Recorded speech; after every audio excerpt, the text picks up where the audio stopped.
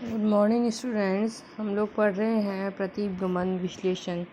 प्रतिगमन विश्लेषण में हम लोग x का y पर समीकरण और y का x पर समीकरण पढ़ लिया है।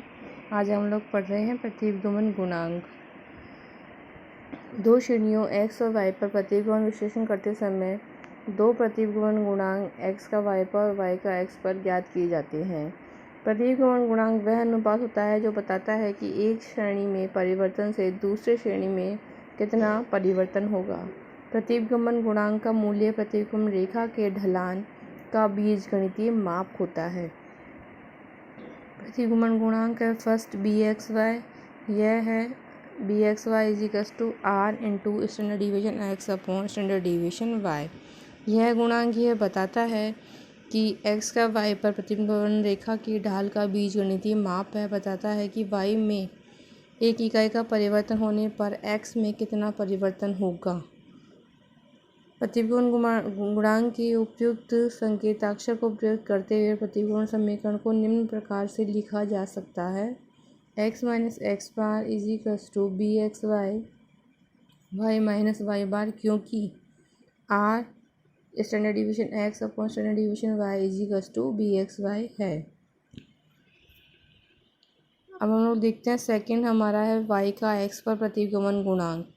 यह बताता है कि y का x पर प्रतिगमन गुणांक x श्रेणी में 1 का परिवर्तन होने पर y श्रेणी में कितना परिवर्तन होगा, यह बताता है। y की x पर प्रतिगमन रेखा की ढाल को निश्चित करता है। इसे व्यक्त करते हैं byx = r standard division y upon standard division x। y के x पर प्रतिगमन गुणांक का प्रयोग करते हुए प्रतिगमन समीकरण को निम्न प्रकार से लिखा जा सकता है। y - y बार = byx ब्रैकेट में x - x बार, क्योंकि r standard division y upon standard division x = byx है। प्रतिगमन गुणांकों में सहसंबंध गुणांक का निर्धारण आप किस प्रकार करेंगे। यदि हमें प्रतिगमन गुणांक दिए गए हैं तो हम उन्हें जब अंडर रूट करेंगे उनका, तो हमारे पास r निकल के आ जाएगा। फॉर्मूले में देखिए bxy इंटू byx रूट करेंगे तो हमारे पास आएगा r। इस प्रकार यदि हमें दोनों प्रतिगमन गुणांक ज्ञात है तो हम r आसानी से निकाल सकते हैं। यहाँ एक बात और है, r² = bxy x byx तथा हम जानते हैं कि r का मान कभी भी 1 के मान से अधिक नहीं हो सकता। अतः दोनों प्रतिगमन गुणांक अलग अलग कभी भी एक मूल्य से अधिक नहीं हो सकते हैं। यदि कोई एक है भी अगर एक, तो दूसरे का मूल्य इतना कम होगा कि मल्टीप्लाई करने पर r का मान 1 से कम हो जाए। अतः r का मान कभी भी 1 नहीं होता है 1 से अधिक। अतः दोनों गुणांकों का गुणनफल कभी भी 1 से अधिक नहीं होगा। प्रतिगमन गुणांकों का परिगणन। यदि हम प्रत्यक्ष रीति का प्रयोग करते हैं, प्रत्यक्ष रीति का अर्थ है जब हम समानांतर माध्य से यदि विचलन लेते हैं तो वह हमारी प्रत्यक्ष रीति होगी। ऐसी दशा में जो हमारा फॉर्मूलाज हैं वो इस प्रकार यूज़ होंगे।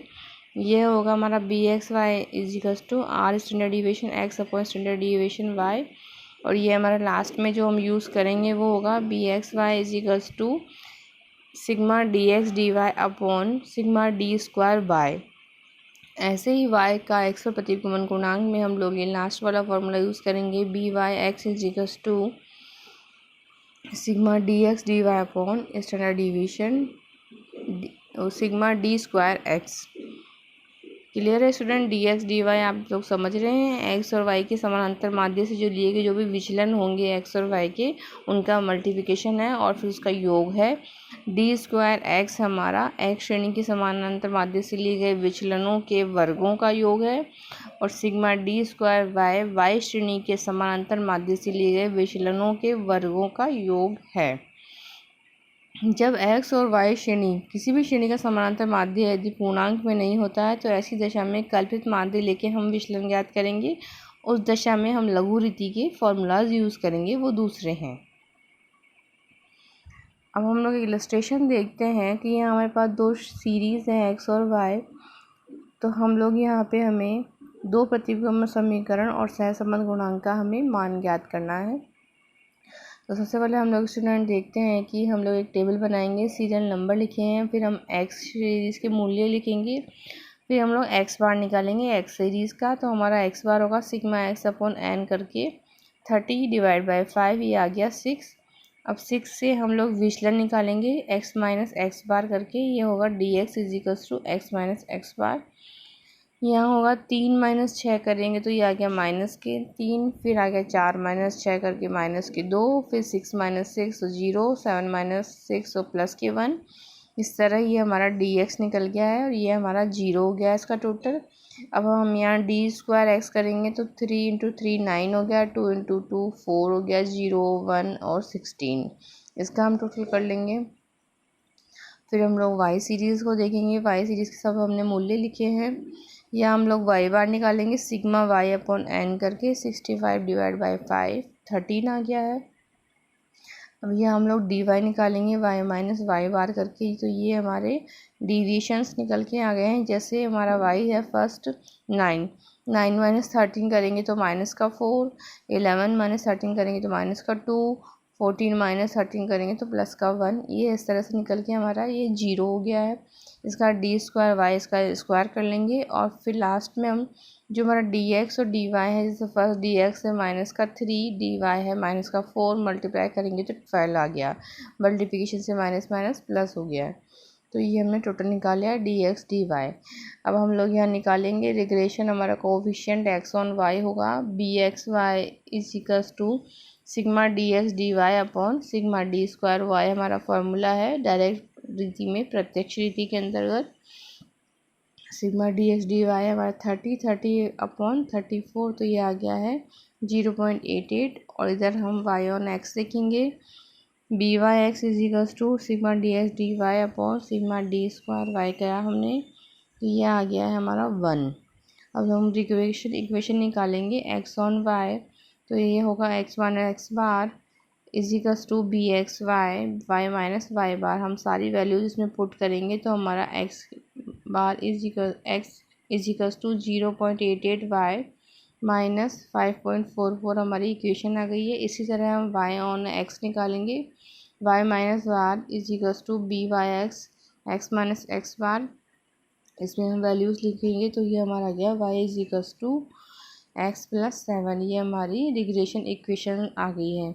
अब हम लोग यहाँ पे देखेंगे कोएफिशिएंट ऑफ कोरिलेशन हम लोग निकाल रहे हैं, तो ये होगा r is equals to bxy into byx under root में, तो ये हमारा आ गया है r हमारा प्लस के 0.938।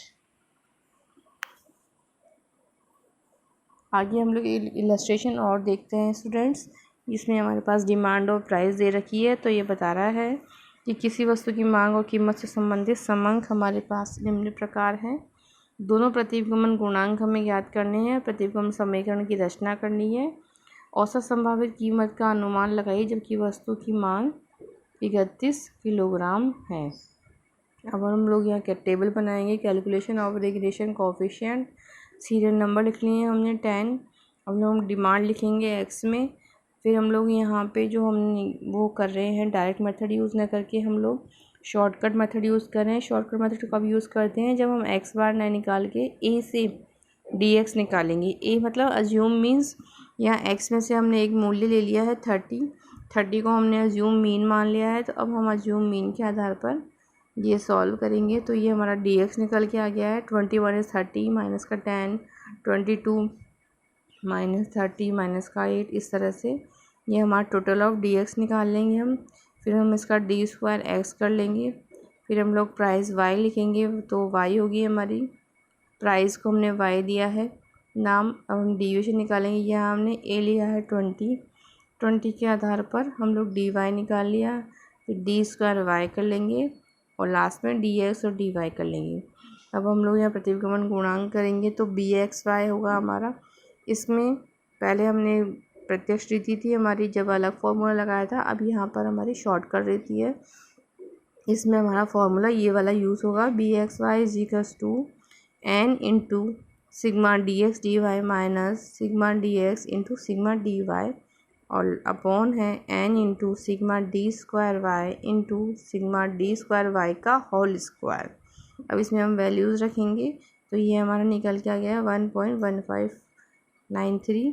इसी तरह हम byx में भी हम लोग फॉर्मूला लगाया है और हमने वैल्यूज़ पुट करके निकाल लेंगे 0.79।